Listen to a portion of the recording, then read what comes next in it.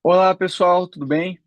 Sejam todos e todas bem-vindos aqui ao nosso webinário da HT Analyze Educacional. Uma satisfação estar podendo ter essa conversa com vocês hoje. A gente vai conversar sobre a relação entre revisão sistemática e meta-análise e o uso de inteligência artificial. Eu sou André Ferreira Zeredo, sou médico epidemiologista. Eu vou compartilhar minha tela e daí nós vamos começar a conversa.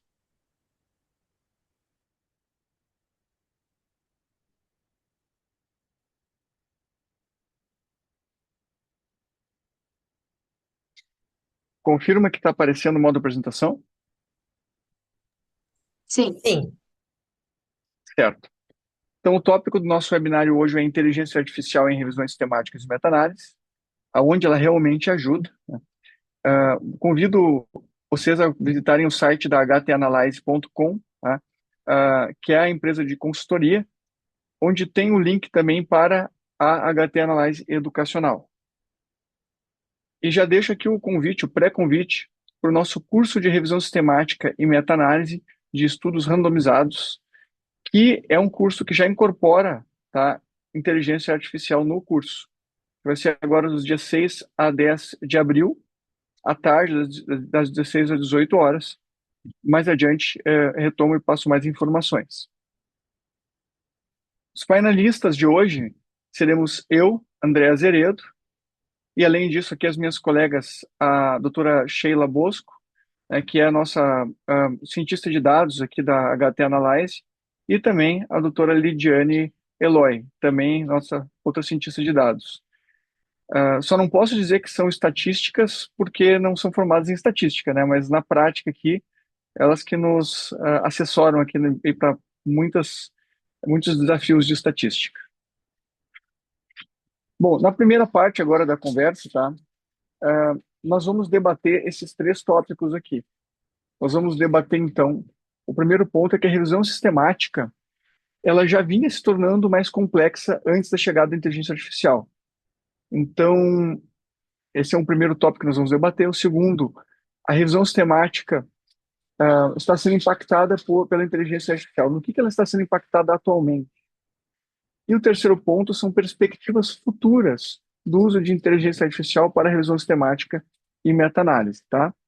Antes de eu passar a palavra aqui para minhas colegas e a gente seguir uma conversa mais natural, eu vou fazer uma breve apresentação aqui de alguns tópicos de inteligência artificial para a gente ter como linha de base da nossa conversa. Não vou me aprofundar muito, porque a gente vai justamente debater e conversar. Então, o primeiro ponto, né? Quando a gente fala de inteligência artificial aqui, a gente está falando dos LLMs, tá? Que são os Large Language Models, né? Os grandes modelos de linguagem natural, tá? Então, o que que são os LLMs? São modelos treinados em grandes volumes de texto, tá? Conteúdo da internet, artigos, livros, tá? Que têm a tarefa de interagir naturalmente com o usuário e eles tentam adivinhar o próximo elemento de informação. Eles têm essa tarefa básica. Dado um contexto de texto, prever o próximo token. E parece que eles estão pensando profundamente a respeito daquele assunto, mas na verdade, pelo que a gente sabe dessa tecnologia, esses modelos eles não entendem o assunto profundamente, eles só estão adivinhando a próxima palavra que tem que ser dita para fechar com aquele contexto o mais provavelmente certo possível, tá? Então, a partir dessa tarefa básica, emergem capacidades como responder perguntas, resumir textos, traduzir, gerar código e seguir instruções complexas, sempre tentando adivinhar qual é o próximo elemento de informação que faz sentido, tá? Então, um ponto-chave aqui é que usar um LLM, né, aqui o nosso mais conhecido LLM é o ChatGPT, mas também todos os outros, o Claude, o Gemini, o Grok, tudo isso é LLM.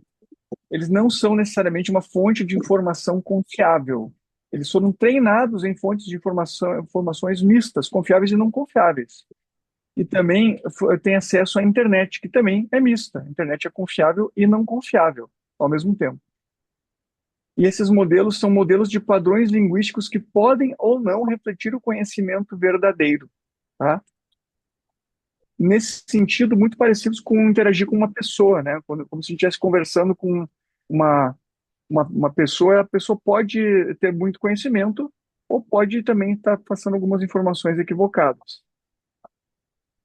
Bom, aqui tipos de modelos relevantes, né? Já falei aqui dos modelos generalistas, GPT-4, agora a gente está no 5.4, né? GPT 5.4, Claude, Gemini, Llama, Grok e outros, tá?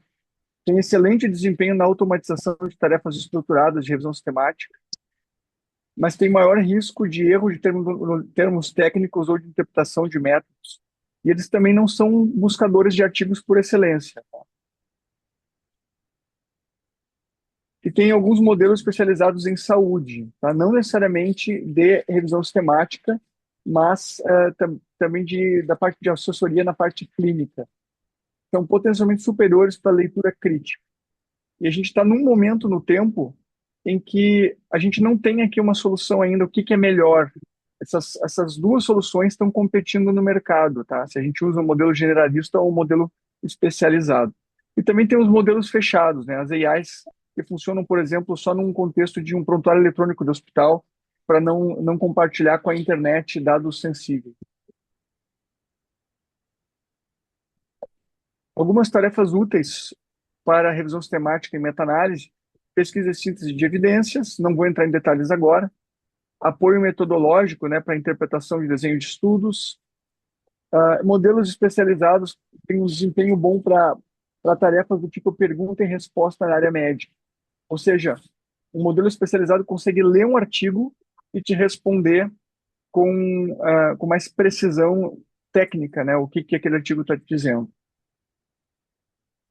Um ponto bem importante aqui que eu uso, obviamente, sempre supervisionado por uma pessoa que entende daquele assunto, que entende o que está fazendo. E algumas limitações e riscos reais do uso da inteligência artificial em geral, né, mas no nosso caso aqui, para revisão sistemática e meta-análise, são limitações da IA. O fenômeno da alucinação, que é a IA gerar dados inexistentes só para agradar quem está pedindo aquela informação, gerar uma referência falsa, por exemplo.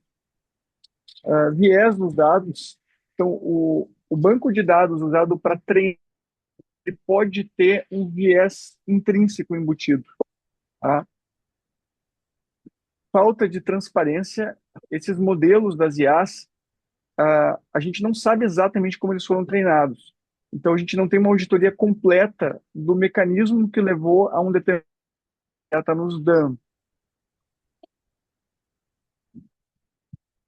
Limitações de privacidade e segurança, por exemplo, compartilhamento de informações sensíveis, né?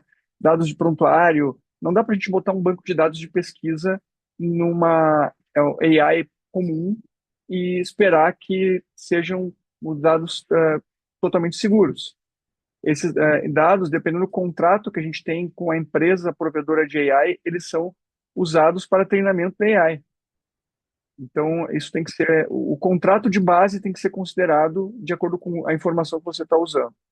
E esse aqui é um risco muito real também, que é o de-skilling, né? O dependência excessiva.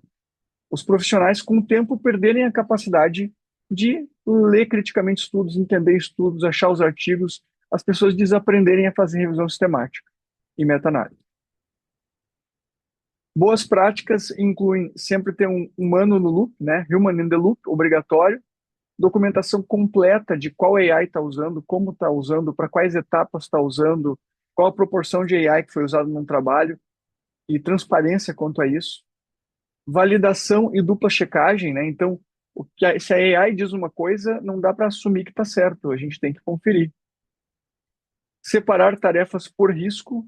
Então, tarefas de menor risco, a gente pode delegar mais para a AI, como reescrever um parágrafo, por exemplo, para melhorar o estilo. E tarefas de maior risco, a gente tem que conferir mais detalhadamente. E tomar muito cuidado com privacidade e sigilo de informações. Bom, após essa breve introdução,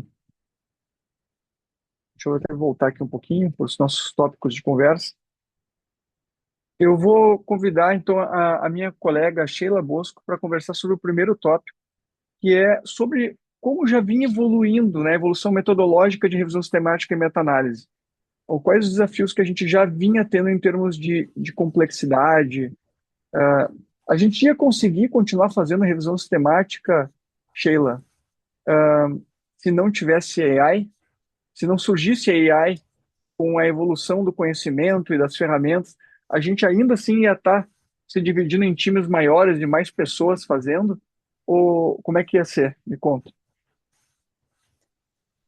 Obrigada, André. Obrigada pela introdução. Boa tarde a todos. É uma provocação que a gente se faz, né, André? Porque cada vez a gente tem aumentado mais o rigor das nossas revisões sistemáticas, e conforme a gente vai aumentando esse rigor, né, a sistematização de todo o processo, ela vai deixando o processo cada vez mais lento, né? Então, é, o meu desafio aqui nesse primeiro ponto é trazer um pouquinho dessa reflexão de toda essa questão que a gente tem do passo a passo de uma revisão sistemática, de uma meta-análise, de forma realmente sistematizada, com todo o rigor que ela exige, né? Mas claro que o uso da inteligência artificial, o advento da inteligência artificial tem nos auxiliado muito e tem agilizado muito o processo. Então, como você mesmo mencionou, ela não está aí para substituir, né, o nosso penso, o nosso conhecimento, mas sim para nos auxiliar em alguns processos, para que a gente consiga reduzir todo o tempo que a gente gasta, né, em algumas etapas que são cruciais aí das nossas revisões sistemáticas. Então, mesmo que a nossa conversa aqui ela seja com o intuito de a gente falar sobre a aplicação da inteligência artificial nas revisões sistemáticas e meta-análises, é muito importante a gente pensar no básico bem feito, né? Em toda aquela estruturação, toda aquela sistematização que a gente tem nas revisões, porque a gente não vai substituir esse nosso conhecimento, né? Então, por mais que a gente utilize a ferramenta, a gente precisa conhecer a fundo todo o processo que precisa ser feito para utilizar essas ferramentas de uma forma inteligente, né? Então, se a gente for bem direto, né, falando sobre a revisão sistemática, então ela sempre foi um processo extremamente rigoroso, né? Então, com muitos passos, né, que a gente precisa seguir para manter esse rigor, e também o que gera um trabalho manual que é muito grande, né? Então, muito esforço manual, repetitivo, né? Muitas vezes em algumas etapas e muito demorado. Então, se a gente fizer uma pergunta aqui para os nossos ouvintes, é, quantos aqui já tentaram fazer, já iniciaram uma revisão sistemática? E quantos que interromperam essa revisão ou desistiram dessa revisão no meio do caminho devido à complexidade, eu tenho certeza que muitas pessoas vão nos responder que sim, né? Que realmente é um processo que é muito delicado e muito sensível, né? Então, a gente tem que pensar como que a gente fazia as revisões sistemáticas antes do advento da inteligência artificial. Como que a gente conseguia processar todas essas informações sem o uso da inteligência, né? Então, nós temos inteligência, a gente não pode esquecer como você mesmo mencionou, a gente não pode esquecer da nossa inteligência e só querer delegar as funções para a inteligência artificial. A gente precisa realmente participar, continuar participando ativamente de cada um dos passos, né? Para que a gente consiga manter esse rigor metodológico, né? Então, a gente vem de um processo que ele era quase que totalmente manual, né? Se tinha pouco auxílio tecnológico, digamos assim, para um outro passo agora, um outro patamar, assim, que a gente consegue fazer muitas coisas de forma automatizada, né? Mas a gente tem que pensar nas etapas tradicionais, sempre voltar lá nas etapas tradicionais, né? Então, que vão ali desde a definição da pergunta pico, a buscas nas bases, né? Então, sem o uso dessa inteligência artificial, isso tudo era feito de forma manual, né? Então, as definições da pergunta, né? Toda a adequação à estratégia pico e depois toda a questão de montar essa estratégia pico era feito tudo de maneira manual. Então a gente não tinha a ajuda da inteligência artificial para testar as combinações, né, para buscar novos sinônimos, novas palavras que sejam relevantes, né, para incluir nas nossas buscas, né, nas nossas estratégias. Se fazia muitos testes, né, de forma assim deliberada, né, de combinações de estratégias para a gente conseguir chegar numa sensibilidade boa, né, da nossa estratégia, até a gente aplicar ela nas diferentes bases que se escolhesse para trabalhar. E aí, além de tudo, né, toda a questão de adaptação de todas as estratégias, falando aqui mais especificamente das estratégias de busca, né, adaptação de todas as estratégias de buscas que a gente tinha para as bases. Então, cada base, ela funciona de uma maneira diferente. Então, a gente precisa adaptar cada uma das nossas estratégias de busca para que a base consiga compreender e nos trazer as informações relevantes, né, os artigos fontes que a gente precisa para manter a nossa sensibilidade. Então, e com o uso agora da inteligência artificial, fica muito mais fácil todo esse processo, né? Depois a Lid vai falar um pouco melhor sobre isso, né? Mas facilita muito esse processo inicial, né? De definição da pergunta e de montagem da estratégia. Então, o que antes era comum a gente passar dias ali, né, só ajustando a estratégia, tentando não perder nenhum estudo importante, agora a gente faz de uma maneira muito mais eficiente. E aí o nosso rendimento, né, para construir essa revisão sistemática, ele é muito mais eficiente, né? Sheila, Sim. eu queria te perguntar o que que você percebeu que na sua avaliação e trabalho, o que que vinha ficando muito difícil? Quais das etapas que você mais estava passando trabalho e que estava ficando cada vez mais difícil aí na sua vivência? Sim, acho que é o ponto exatamente que eu ia mencionar agora, André, que eu acho que é o ponto mais crítico de toda a revisão sistemática, que é a leitura inicial dos títulos e resumos, né? Esse primeiro passo da seleção, né? Ali dos trabalhos, depois que a gente exporta todos os artigos, né, lá das bases e usa os gerenciadores de referência, né? Eu acho que esse é o passo mais demorado de toda a revisão sistemática, né? Então, talvez seja uma grande oportunidade da gente aplicar, né, claro, no formato que a inteligência artificial nos permita, para encurtar esse caminho, deixar esse caminho um pouco mais automatizado, né? Então, a gente trabalha ainda, né, em alguns casos, com os gerenciadores Mendeley, EndNote, né? E eles não têm a incorporação nesses softwares de inteligência artificial. E hoje a gente já tem outros softwares, depois a Lid vai falar um pouco mais sobre isso, mas a gente já tem outros softwares que não são gerenciadores de referência, mas que sim são softwares especializados em revisão sistemática, que nos auxiliam muito mais nesse processo, nessa etapa. Então, quando a gente usa, por exemplo, o Mendeley, EndNote como gerenciador, a gente pode falar até da simples remoção das duplicatas, né? Que é um processo que, por mais que o software ele identifique para a gente quais que são as duplicatas, a gente precisa de todo aquele trabalho manual ali para realmente conferir se é uma duplicata, né? E ir fazendo essas exclusões. Então, eu acho que isso é um grande passo aí que a inteligência artificial nos auxilia. E é claro, né, por que que também é muito demorado essa etapa? Porque ela é uma etapa que a gente precisa, a partir daqui, na verdade, né, a partir dessa etapa até o final da revisão sistemática, ela precisa ser realizada aos pares, então a gente não pode esquecer disso para manter o nosso rigor, né, metodológico. Então, ela precisa ser realizada aos pares. Então, isso envolve muito tempo e muita mão de obra, muito gasto, né? Porque são dois pesquisadores, né, altamente qualificados que não sei se o termo mais adequado seria perdem tempo, acho que investem tempo, né?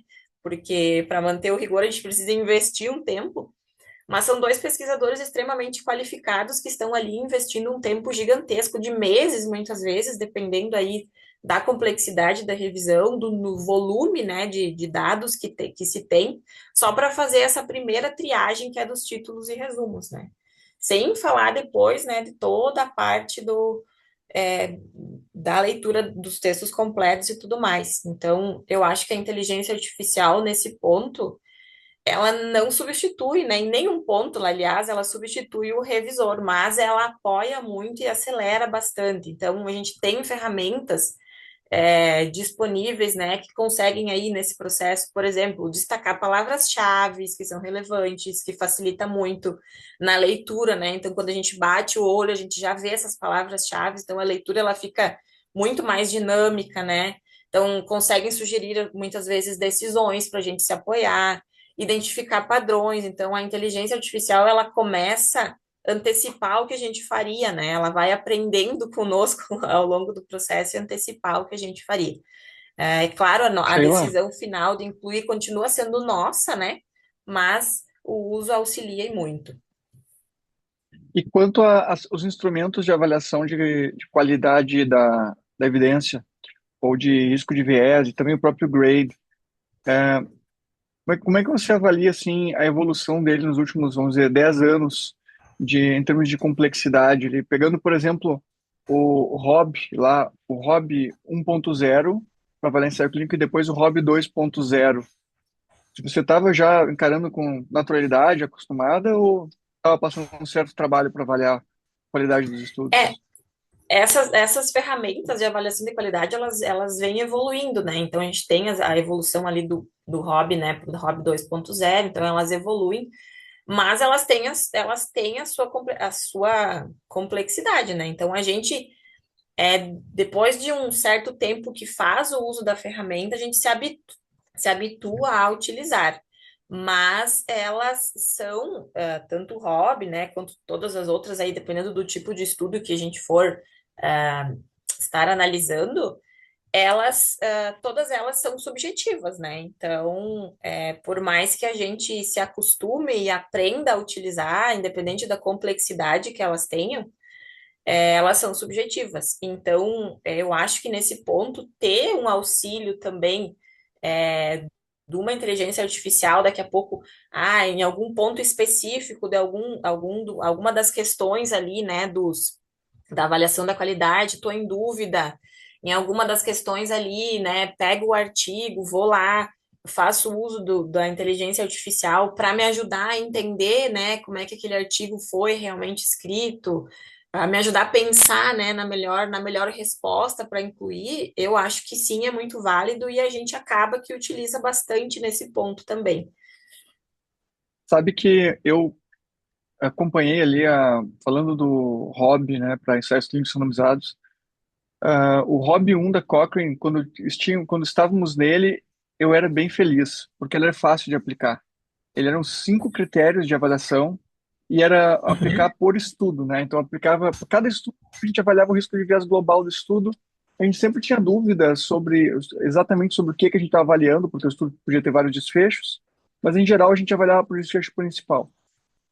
E era fácil, era uma tabelinha simples de construir no final lá, eram tantos estudos, 5 critérios, e era isso.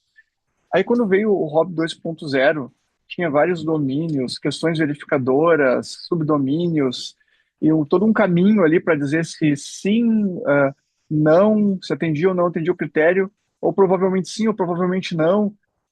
E daí tinha que ter uma planilha com macro de Excel para conseguir facilitar a análise. Eu já pensei, ó, isso está ficando complexo demais. Cada Sim. ferramenta que surge está ficando mais complexa. O Robin's Eye, que é a mesma coisa, só que para estudo observacional comparativo, também, né? Eu vi assim, nossa, agora eu era tão feliz quando eu usava só Newcastle, Ottawa, né? Que era lá também poucos critérios de avaliação, 9 critérios, eu acho, aí, de avaliação para estudos observacionais comparativos. E depois, não, com o Robin's Eye ficou bastante complexo.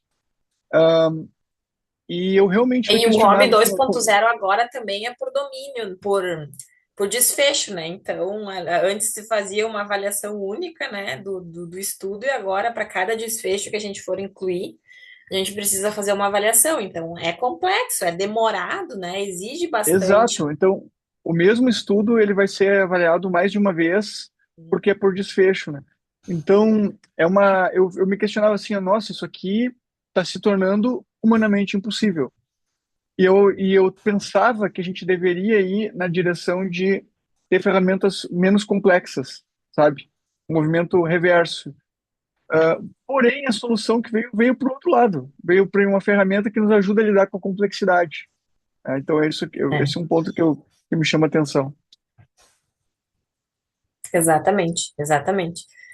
Auxilia em muito, né, na agilidade desses processos, porque eu acho que é importante ter essas evoluções, né, dessas ferramentas, muito indo no sentido da gente cada vez mais estar trabalhando com revisões sistemáticas de alta qualidade, de alto rigor, né? Mas, como você mesmo pontuou, elas ficam cada vez mais difíceis e mais demoradas de serem aplicadas, e aí, para a gente conseguir finalizar uma revisão com, digamos assim, sem ajuda nenhuma, sem inteligência artificial nenhuma, nossa, são muitos meses, né, que a gente gasta para conseguir avaliar aí, dependendo do volume de estudos que são selecionados para essa etapa, né, de, de extração de dados e avaliação da qualidade metodológica, né?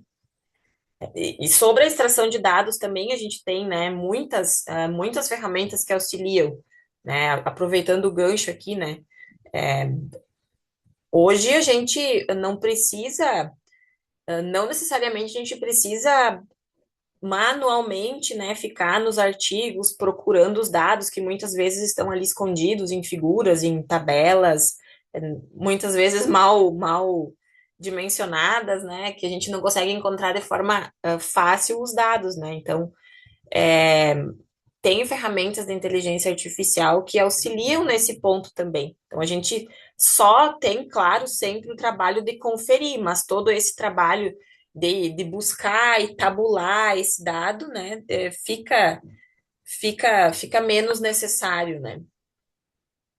E eu acho que a gente pode aproveitar esse teu comentário para passar a palavra para a Lidiane, para Uhum. nos falar agora, então, a gente está falando um pouco sobre a complexidade, né, e como a gente vinha fazendo revisão sistemática, o que está ficando mais difícil. Mas, Lidiane, pela sua prática agora e pelo que você está estudando e vendo entre seus alunos, clientes, como é que, na prática, está funcionando isso agora? O que que a gente concretamente está podendo usar para nos apoiar? Lembrando que a gente não jogou no lixo todas as décadas de construção do método, né? Continua sendo a mesma receita de bolo de fazer revisão sistemática e meta-análise. Só que agora tem uma ajudinha extra, né? Como é que você Sim. está vendo essas ferramentas, Lidiane? Obrigada, André. Boa tarde, pessoal. Bom, eu vou começar já dizendo que quando a gente fala em inteligência artificial, a gente precisa, quando se traz para revisão sistemática e meta-análise, a gente sempre precisa lembrar que a IA, ela impacta em todas as etapas da nossa revisão e também da nossa meta-análise. A gente pode e deve, hoje em dia, com essas ferramentas, trazer isso para dentro dos nossos, projetos, né, dos nossos estudos. O que a gente sempre precisa lembrar é que o principal efeito não é ganhar tempo, e sim mudar quem faz, o que faz e de que forma faz. Então, a IA, a máquina, digamos assim, ela vai filtrar, vai organizar e vai sugerir, né? E a gente, como pesquisador, a gente vai interpretar, vai validar e também vai decidir. Então, a inteligência artificial, ela não vai nos substituir, ela está modificando a velocidade com que uma revisão sistemática é feita, com que uma meta-análise é feita, e reorganizando o fluxo interno dessa revisão e dessa meta-análise. Mas o impacto que a gente vê em todas as áreas. Sheila comentou algumas coisas, né, na questão de busca, ou na questão mesmo, estratégias de busca, montar a questão de pesquisa, a Pico, a gente deve utilizar as próprias ferramentas para nos auxiliar. Na busca, a gente consegue, a inteligência artificial consegue expandir os termos, né, na questão de pesquisa, na Pico, expandir esses termos automaticamente. Então, com sinônimos, quais os sinônimos que a gente pode utilizar? Isso é muito importante, né? Isso falando em chat GPT, né? Não precisa uma ferramenta mais robusta do que o GPT, porque ele já é robusto.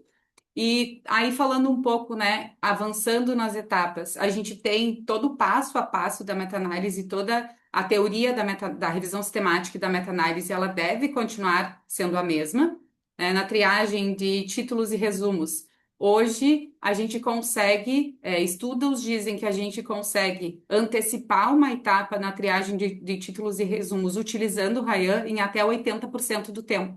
Então é muito tempo, né? Eu e a Sheila, em 2021, nós trabalhamos com uma revisão, e isso o Paulo fez uma pergunta em relação a isso também, ao tempo, né?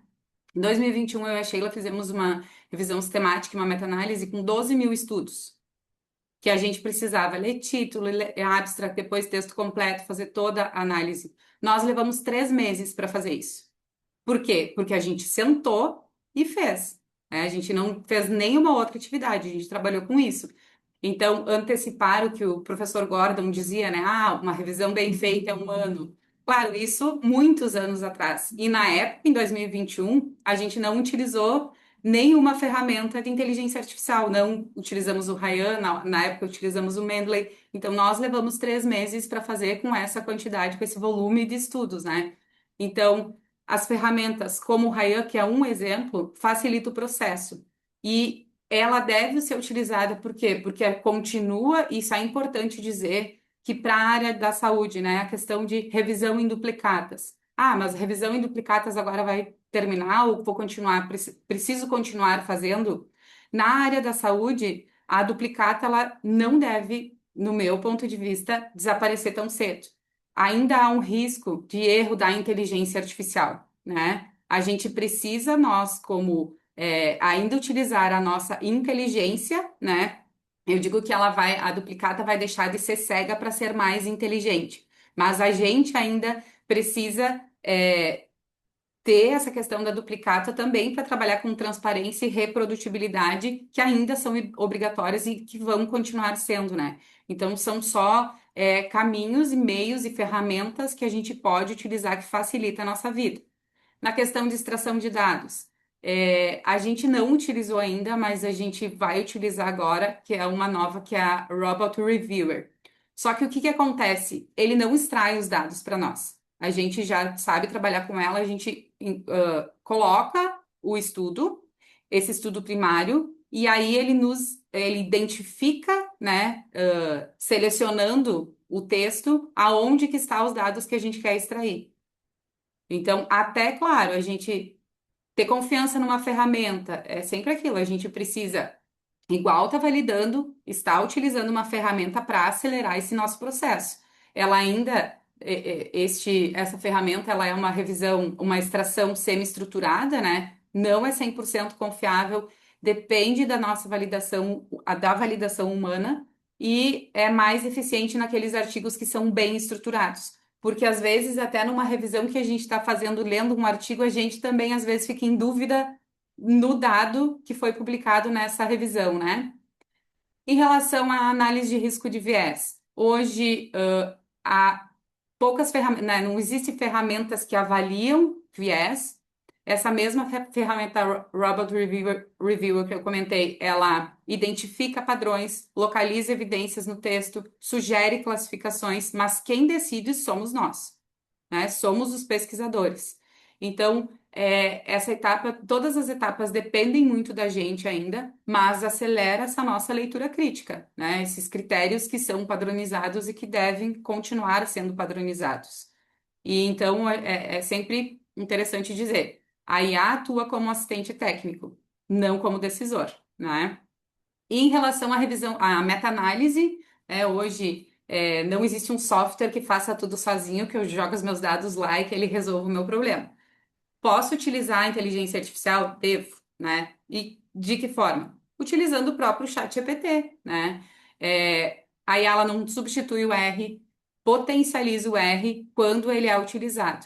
Hoje a gente, nos nossos cursos, a gente traz as análises de meta-análise, os cursos de meta-análise para trabalhar com o RStudio. Por quê? Porque é código aberto, tipo, ele é gratuito, a comunidade é muito grande, e hoje a automação do código é o que a IA nos auxilia. Gerar script de meta-análise, né? Construir gráficos, então a interface gráfica é muito boa para a gente construir, para utilizar a inteligência artificial, corrigir erros no código. E aí também para a escolha metodológica, a IA nos sugere qual o modelo que a gente deve utilizar, fixo ou aleatório, análise de heterogeneidade, teste de sensibilidade, só que tudo é sugestão e não decisão. E aí, claro que a gente sempre precisa ter em mente que a questão da IA não vai substituir o raciocínio estatístico. Ela não tem esse raciocínio estatístico que a gente tem. Porque se eu sou uma pessoa leiga em revisão sistemática, leiga em meta-análise, em todo o processo, e eu vou, agora eu vou começar a trabalhar com revisão sistemática e meta-análise, mas eu não entendo a teoria por trás, provavelmente as chances, mesmo eu utilizando todas as ferramentas possíveis, a probabilidade de eu fazer algo, um passo ou todos eles errados é muito grande. Então, por que a IA não substitui o raciocínio estatístico? Porque ela não consegue entender o contexto clínico completamente, né? Ela, eu não poderia, eu, Lidiane, né? Digo que ela não consegue decidir o modelo ideal com segurança e ela não consegue interpretar criticamente a heterogeneidade. Ela vai executar e sugerir, mas ela não vai interpretar. Essa interpretação ela precisa ser feita por nós. E na questão, depois da meta-análise, temos os resultados. A IA devemos utilizar para resumir esses resultados, para estruturar a nossa discussão, todo o nosso paper, né, todo o nosso estudo. Então, a gente pode utilizar ela. A gente utiliza também para acaba acelerando muito todas as fases e a fase final. E aqui o André já comentou, aqui nós precisamos cuidar com um risco que ele é muito importante e fácil de ocorrer, a alucinação de informações e a perda da nuance científica. Isso é muito importante, né? Então, o verdadeiro impacto, ele não é técnico, né? Ele é no papel do pesquisador. Antes, nós pesquisadores, os executores das tarefas operacionais, e era muito volume. Hoje, nós, né, como pesquisadores, nós utilizamos as ferramentas, nós acabamos sendo os curadores das evidências, os validadores críticos e tomadores de decisões também de todo o processo e dessa decisão metodológica. Então, a IA ela não vai eliminar o nosso trabalho, ela vai eliminar, e ela elimina já, né, o nosso trabalho mecânico. É por isso que acaba acelerando essas revisões, essas meta-análises. E aí a gente precisa pensar em alguns riscos que a gente corre, né? Falsa sensação de precisão. Às vezes estamos utilizando a inteligência artificial, estamos utilizando ferramentas e tendo uma sensação de precisão. Às vezes essa sensação pode ser falsa. Dependência excessiva da ferramenta, a gente precisa cuidar, né? Ter um cuidado muito grande em relação a isso, e isso é em tudo na nossa vida, né? Porque a gente pode acabar perdendo o pensar, né? A inteligência que a gente tem por depender excessivamente da ferramenta, e temos que cuidar também com o risco da falta de transparência. Então, e tem algo que é um risco, eu diria também não menos importante, que é o viés algorítmico, que a IA pode aprender errado. E se a IA aprender errado, todo o nosso trabalho está errado. E aí, imagina se a gente está falando, imagina, né? A gente está falando em revisões sistemáticas e meta-análises na área da saúde.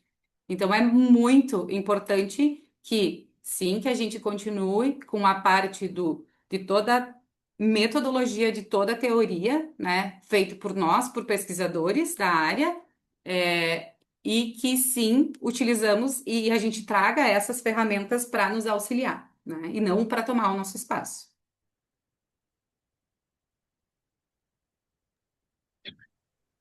Eu concordo e acho que a gente tem que ficar atento aos riscos, né, da inteligência artificial.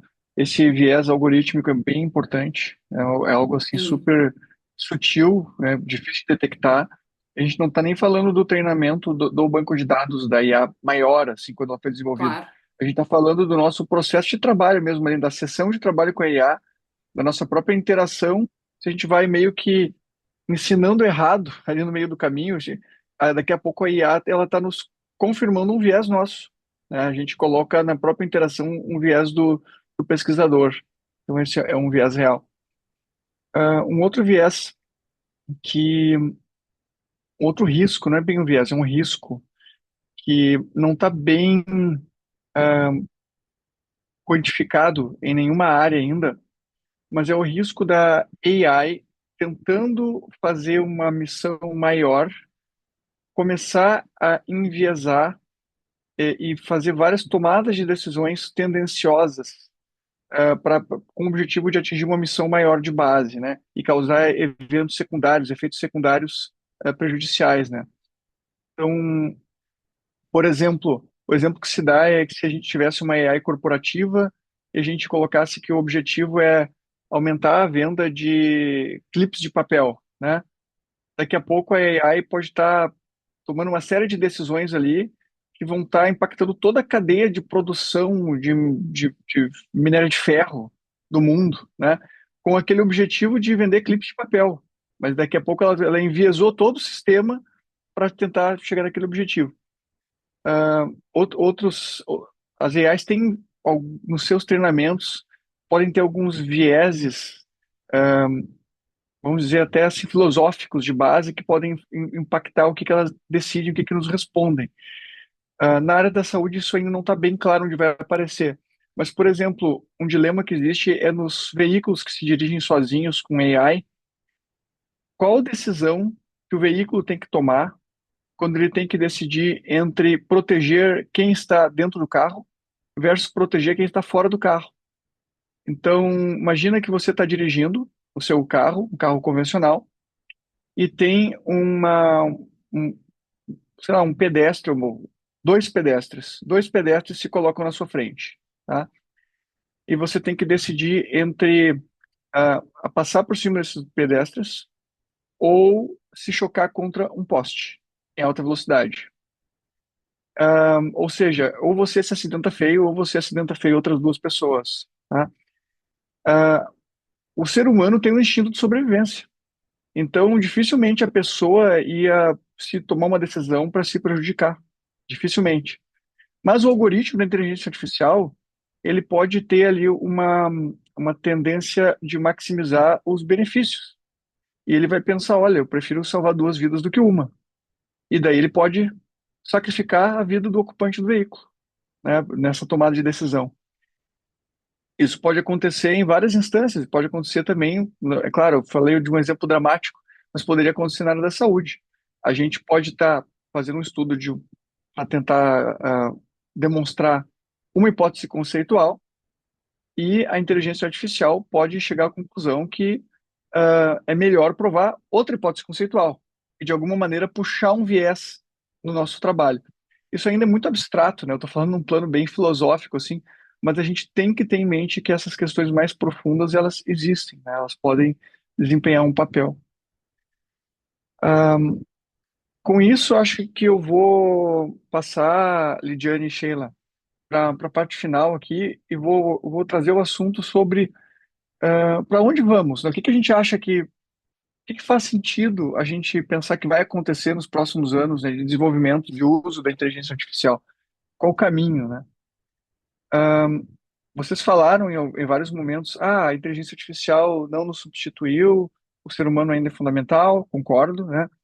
Mas até quando essa frase vai ser verdade? Será que a gente vai ser, daqui a pouco, em algum grau, ou para algumas aplicações, a gente vai ser substituído?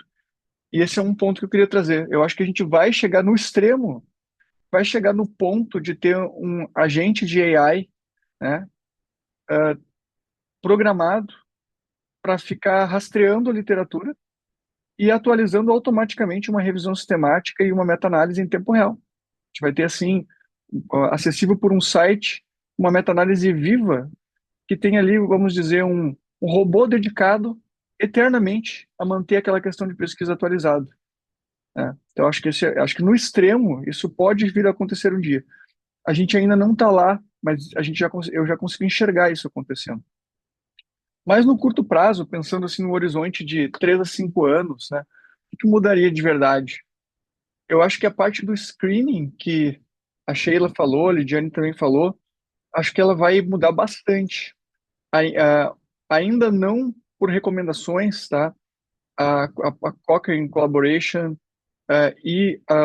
na área de avaliação de tecnologias da saúde, as agências de ATS mundiais, né, como NICE e a agência canadense, por exemplo, são bem conservadoras e ainda deixam como fundamental que tenha, de preferência, que tenha dupla seleção de estudos e depois, em duas etapas, avaliação de títulos e resumos, avaliação do texto completo e depois dupla extração de dados.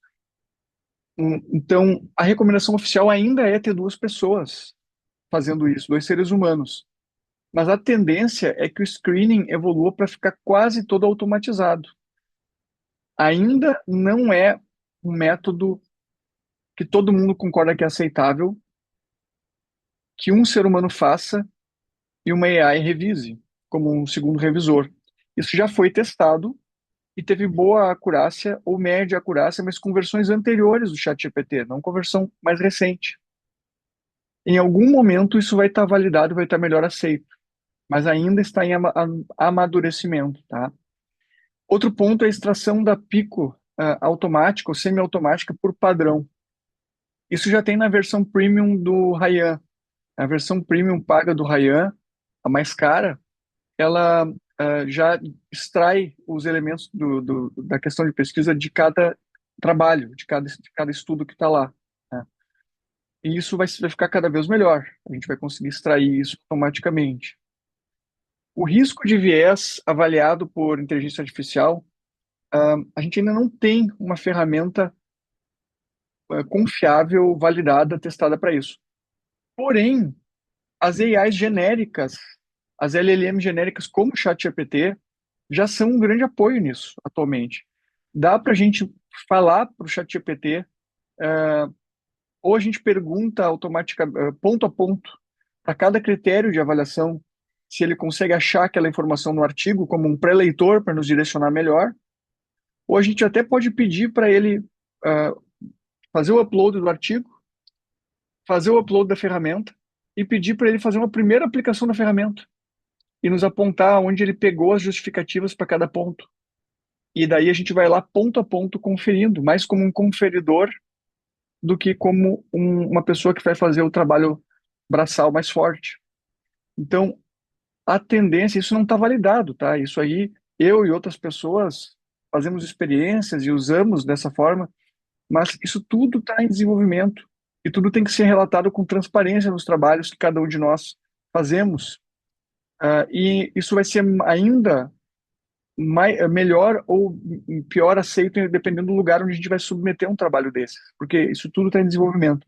Mas eu acredito que a avaliação do risco de viés vai evoluir para uma ferramenta automatizada, tá? A outra coisa é a meta-análise automatizada. Uma coisa que eu já fiz como experiência e foi muito bom, eu precisava atualizar um forest plot, incluir mais um artigo. E eu coloquei o meu forest plot no ChatGPT, coloquei o artigo, falei onde estavam os dados que eu queria e pedi para ele atualizar. E ele abriu o Python, extraiu os dados, refez a meta-análise no Python e me gerou o forest plot atualizado. E daí eu conferi e estava certo. Ele já me gerou outros forest plots também, para outras questões em que eu coloquei os dados e ele faz a análise, a meta-análise no Python. Mas notem que daí começa a gerar uma camada de caixa preta, né? Que a gente não tem transparência total nos métodos. Por exemplo, eu sei fazer a meta-análise no Havman, sei o que está acontecendo por trás, sei fazer a meta-análise, até manualmente, meta-análise com o peso pelo inverso da variância, sei fazer no Excel. Ou sei fazer a meta-análise no R, mas eu não sei fazer a meta-análise no Python. E daqui a pouco eu vou estar descrevendo que eu fiz a minha meta-análise no Python, que é um método que eu, como pesquisador, não tenho domínio total. Então, eu vou ter que aprender isso para eu poder avaliar. Ou pedir para o ChatGPT ou outra inteligência artificial fazer no método que eu domino. Por exemplo, usar o R mesmo, né? Mas a meta-análise automatizada e viva, né, sendo atualizada à medida que saem novos estudos, eu acho que vai ser uma verdade para os próximos anos. Eu acho que esses são os principais elementos que eu enxergo assim no nosso horizonte de mais curto a médio prazo. O que que vocês acham, Sheila, Lidiane? Vocês enxergam também outras coisas acontecendo? Eu concordo contigo, André. Não tenho mais considerações. Também concordo, acho que seria bem bacana, né? Se a gente tivesse uma inteligência artificial automatizando tudo isso, né? Vamos torcer para que no futuro cheguemos a esse ponto com segurança, né? Eu imagino que não seja no futuro tão distante, né? É, não, do jeito que está evoluindo rápido, eu acredito que não. Agora, uma coisa que eu acho que é o que é insubstituível é o seguinte, bem no início do trabalho, o driver inicial para fazer o trabalho, a motivação, a curiosidade, a pergunta científica, o problema que tem que ser resolvido e o protocolo que nasce daí. Isso é uma coisa do pesquisador. Isso ninguém nos tira. Então eu acho que o que vai acontecer é o seguinte, no futuro, agora vamos pegar um extremo do extremo, né, daqui a mais de 10 anos. No extremo do extremo, a gente vai ter uma ideia de uma questão de pesquisa, a gente vai escrever essa ideia ali no formato de um protocolo de sistema estruturado e a gente vai mandar executar. E daí vai ter uma AI super boa que vai executar isso de forma automática ou quase totalmente automática. E a gente vai conferir em detalhe e vai ver se aquilo dá para publicar ou não depois. Então, eu acho que no extremo é isso que vai acontecer em termos de revisão sistemática. Mas, então, o nosso grande superpoder como cientistas, pesquisadores, pesquisadoras, é continuar atentos e curiosos às questões de pesquisa, aos fundamentos, ao método científico, né, e não deixar de produzir conhecimento original, porque nem tudo é revisão sistemática, né? A gente precisa de dados do mundo real bem coletados. Até aí uma coisa que a AI não vai fazer direito, eu acho, não vai entrevistar as pessoas direito, não vai medir a pressão das pessoas direito, vai precisar de seres humanos ainda por algum tempo para conduzir esse processo de gerar o dado primário, né? A gente tem algumas perguntas e comentários, vamos dar uma passada aqui, para dar uma atenção no... É um tema que desperta muita discussão, né? Então vamos ver o que que a gente tem aqui. Bom, algumas coisas já foram comentadas ali. Paulo falou sobre a duração da revisão sistemática e também comentou sobre a combinação de usar uma inteligência artificial geral e mais o Ryan. Eu acho que é uma boa combinação, Paulo. Eu acho que é o que a maioria das pessoas está usando atualmente, tá? Eu acho que é um uso atual bem pé no chão, seguir a cartilha tradicional de revisão sistemática e meta-análise e usar uma inteligência artificial geral como um apoio para redação, para tirar dúvidas específicas, para fazer uma pré-leitura de PDF, eu acho, para sugerir termos para busca, e uma ferramenta com uma AI direcionada específica, como o Ryan, eu acho que é um uso bem maduro, tá? Não é a única ferramenta o Ryan, tem o Covidence e tem outras mais específicas também.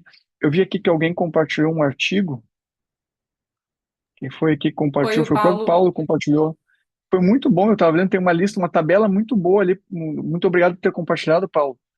Eu recomendo que vocês baixem o artigo que o Paulo compartilhou.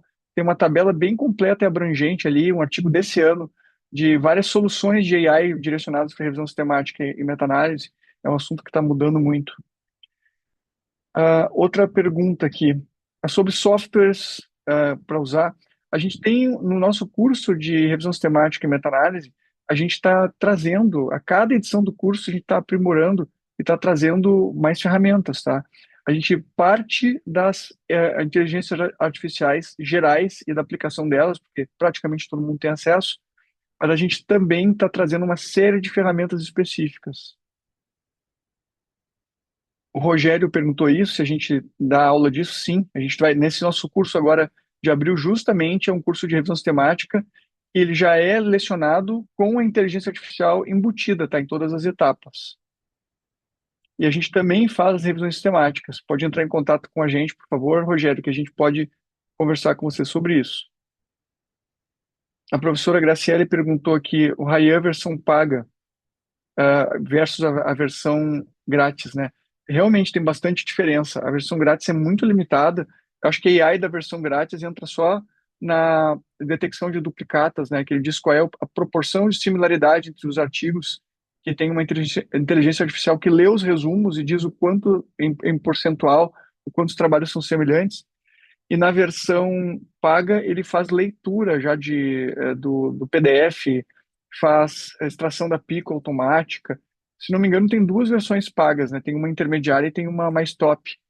Então, mas de fato o Ray é uma ferramenta que evoluiu bastante, mas a versão paga, né? Que acrescenta mais.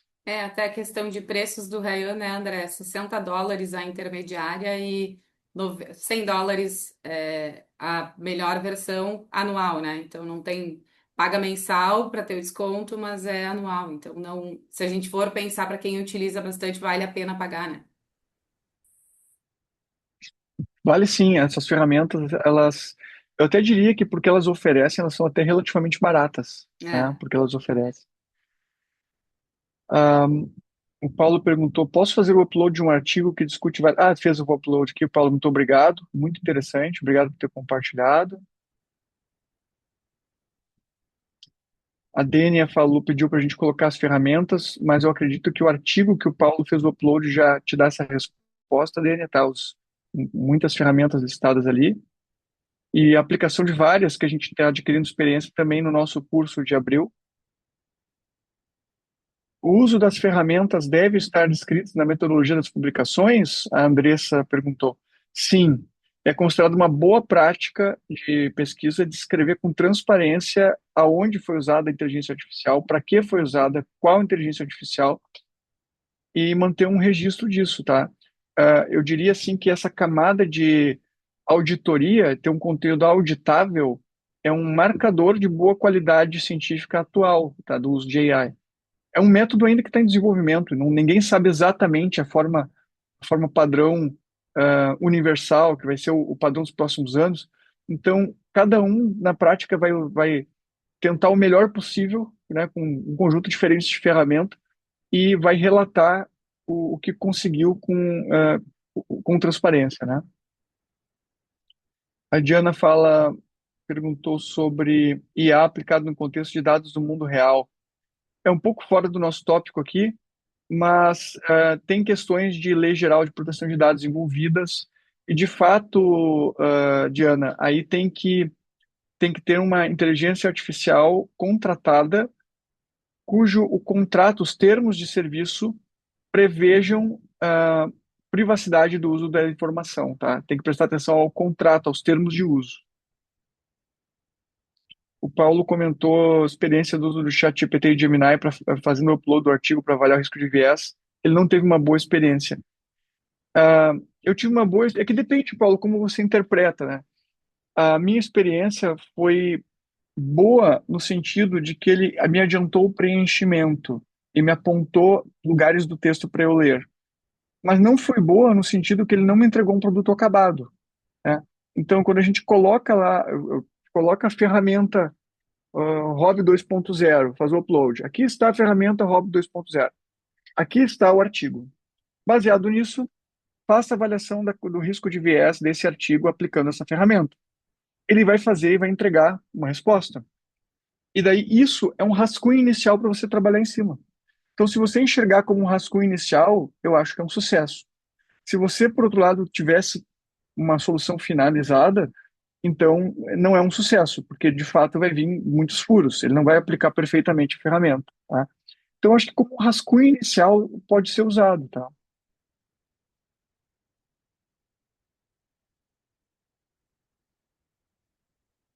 Certo. Obrigado, Graciele, pela palavra, um elogio e comentário ali sobre o curso.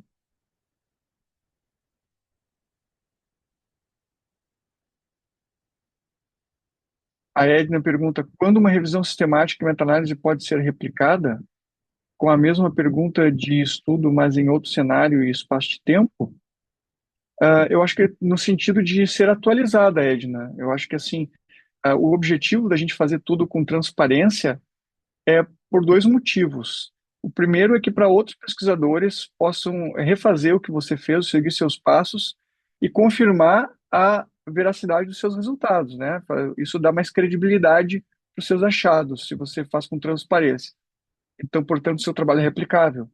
E o segundo motivo para a gente fazer tudo com bastante transparência e reprodutibilidade é para poder atualizar depois, né? Se a gente segue, se a gente fez um trabalho bem feitinho agora, método padronizado, e daqui a 5 anos usar os mesmos critérios, a gente mantém aquela questão de pesquisa viva e atualizada, né? Mas daí para mesma pergunta de pesquisa. Você está falando ali para outras inovações, outros tratamentos, cada nova questão de pesquisa vai exigir uma nova revisão sistemática, né? Tem uma pergunta aqui sobre se a gente vai fazer também cursos para outros desenhos de pesquisa. Sim, a gente faz também o curso de revisão sistemática voltado para estudos observacionais, tá? Mas o curso de ensaios clínicos, ele já dá uma ótima base para qualquer delineamento. Eu diria que o curso principal é o de ensaios clínicos randomizados, tá? Mas a gente, de fato, tem uma outra edição do curso para estudos observacionais. E com isso, eu passei por todos os comentários. Sheila, Lidiane, gostariam de fazer uma consideração final? Não, André. Não, André, é isso mesmo. Tá bem? Tá ótimo, então, pessoal, muitíssimo obrigado, cada uma de vocês, uma satisfação ter passado esse tempo juntos. Fica o convite, tá, para o nosso curso de revisão sistemática e meta-análise. Vou até colocar na tela de novo aqui. Ó, curso introdutório de revisão sistemática e meta-análise. A gente vai ensinar meta-análise no R Studio e o curso todo a gente vai estar integrado com o uso de inteligência artificial. 6 a 10 de abril, das 16 às 18h30. Podem entrar em contato pelo e-mail contato@htanalyse.com ou pelo nosso WhatsApp. Visitem o site da HT Analyze e também da HT Educacional. Se entrar no site da HT Analyze, lá já tem o link para a HT Educacional também. E vai ser uma satisfação estar com vocês também nesse momento do curso. Tá bom, pessoal? Excelente essa semana a todos e todas. Nos vemos por aí. Obrigada, pessoal. Tchau, Obrigada, tchau. pessoal. Obrigada, André. Valeu, obrigado, gurias. Tchau, tchau. Tchau.